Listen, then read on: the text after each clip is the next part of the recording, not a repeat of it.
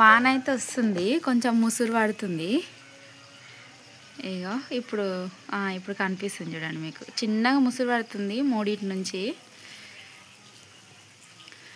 ఈ ముసురుకి మనకు వేడివేడిగా తినాలనిపిస్తుంది కదా. ఇలాగూ శెల్కలకు అక్కడిక్కడ పోయేది ఏం లేదు, ఇంటి దగ్గరనే కాబట్టి ఇగో ఇంత గుణ దొంకుతుంది. మనం ఇప్పుడు ఉల్లిగడ్డ బజ్జీ వేసుకుందాం. ఉల్లిగడ్డలు కోసేటప్పుడు ఇట్లా నీళ్ళల్లో వేసుకోవాలి, ఎందుకంటే కళ్ళల్లో నీళ్ళు రాకుండా ఉంటుంది కాబట్టి. ఇట్లా పొడువుగా కోసుకుందాం. ఉల్లిగడ్డ బజ్జీకి ఇట్లా పొడువుగా కోసుకుంటే మంచిగా తొందర. అట్లే కొంచెం పకోడీ వేసుకుందాం.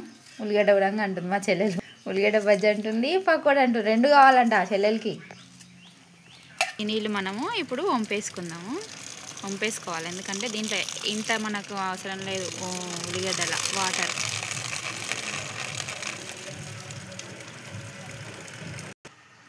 మనం ఇప్పుడు పకోడీకి ఉల్లిపాయలు, కొంచెం శనగపిండి మనం ఇట్లా ఇది పిసికితే ఈ ఉల్లిపాయలు ఉన్న వాటరే సరిపోతుంది మనకి. ఇది బజ్జీకి, ఉల్లిగడ్డ బజ్జీకి కొంచెం ఎక్కువనే శనగపిండి వేసుకుందాం.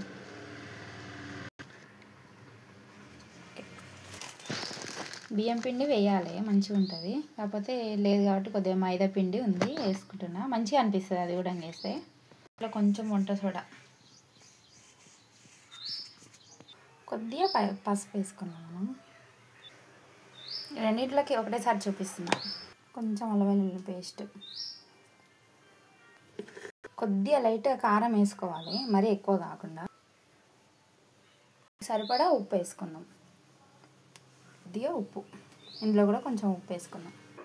కొంచెం కరివేపాకు వేసుకుందాం. మనం ఇందులో కూడా కొద్దిగా వేసుకుంటే బాగుంటుంది. ఉల్లిగడ్డ బజ్జీలు అయితే కొంచెం వాటర్ అయితే పోసుకోవాలి. వాటర్ పోసుకొని మనం పిండిని తలుపుకుందాం. ఇట్లా బజ్జీ వేస్తే ఇట్లా రావాలన్నట్టు. ఇంత కన్సిస్టెన్సీలో మనం ఇట్లా పిండి తడుపుకోవాలి. పకోడీకి అన్నాం కదా, మనము పకోడీకి మాత్రం వాటర్ లేకుండా, చుక్క నీరు లేకుండా మనం ఈ ఉల్లిగడ్డలో నీళ్ళే ఇట్లా గట్టిగా అనాలి. గట్టిగా అంటే మనం ఆయిల్లో వేసినప్పుడు మంచి పకోడీలాగా బాగా వస్తుంది. కొంచెం పిండి తక్కువైనట్టుంది, మనం కొద్దిగా కలుపుకొని వేసుకుందాం. కొంచెం తక్కువైంది కదా, మనం కొద్దిగా వేసుకుందాం. ఈ విధంగా పకోడీకి, ఈ విధంగా బజ్జీకి. ఇప్పుడు మనం నూనె పెట్టుకొని ఒక 5 minutes అవుతుంది. హై ఫ్లేమ్లోనే పెట్టుకున్నాం. నూనె కాయిందో లేదో ఒకసారి చేసుకొని చూసుకుందాం. కొద్దిగా పైకి వస్తుంది.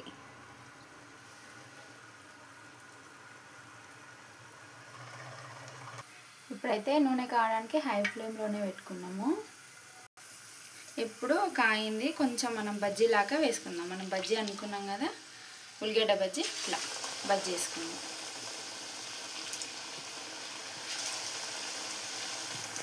బజ్జీ ఎప్పుడూ ఆయిల్ ఫుడ్ ప్రిఫర్ చేయొద్దు, ఎప్పుడో ఒకసారి అయితే బాగుంటుంది. ఇంత ఇట్లా కొంచెం తిప్పేసుకుందాము, బాగుంటుంది. మనము నూకల పిండి వేస్తే క్రిస్పీ వస్తాయి, కొంచెం మైదా పిండి వేస్తే చాలా టేస్టీగా వస్తాయి. ఒకసారి ట్రై చేసి చూడండి మీరు కూడా. ఈ విధంగా మనం కాలనివ్వాలి. కొంచెం పెద్ద సైజు వేసుకుంటే బాగానే ఉంటుంది, కానీ లోపల ఉడకదని అనుకుంటే చిన్న సైజు వేసుకోవచ్చు మనం. ఈ విధంగా అయింది. కొంచెం బ్రౌన్ కలర్ వచ్చేసరికి తీయాలి, ఎక్కువ మాడనివ్వద్దు. ఇట్లా క్రిస్పీగా. ఈ బజ్జీలు తీసేటప్పుడు లో ఫ్లేమ్లో వేసుకోవాలి. లో ఫ్లేమ్లో పెట్టుకొని ఇవి దేవి అందులో వేయాలి. ఒకసారి మనం లడ్డు చేసినాం కదా ఉల్లిగడ్డ బజ్జీ, ఇప్పుడు కొంచెం చిన్నగా వేసుకుందాం, ఎందుకంటే లోపల పిండి కూడా ఉడకాలి కదా. ఈ విధంగా లో ఫ్లేమ్లో పెట్టుకొని వేసుకుందాం. తర్వాత మళ్ళీ హై ఫ్లేమ్ పెట్టుకుందాం. నూనె దగ్గర చాలా జాగ్రత్తగా ఉండాలి. ఈ విధంగా చిన్న ఉల్లిగడ్డ బజ్జీలు వేగుతున్నాయి. ఈ విధంగా వేగనివ్వాలి.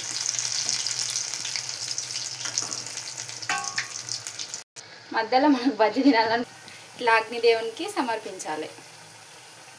ఓకే, ఈ విధంగా చిన్న ఉల్లిగడ్డ బజ్జీలు అయినాయి మనకు. మనము పకోడీ వేసుకునేటప్పుడు కొంచెం హై ఫ్లేమ్లోనే పెట్టుకోవాలి, ఎందుకంటే ఇది పకోడీ కదా, మంచిగా క్రిస్పీగా వేగుతుంది. ఇట్లా చిన్నగా చిన్నగా దీనికి షేప్లు వేస్తే ఇట్లా వేసుకోవాలి.